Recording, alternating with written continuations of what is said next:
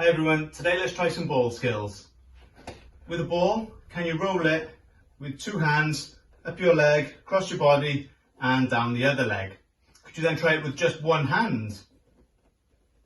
And up the other side, and then swap hands. Can you roll it up and across that way? Could you then do it up one arm and onto your chest, swap hands, down the other side, and then go back the way you came. Try those. Then we could do some bouncing. Can we bounce it in front of us and catch it?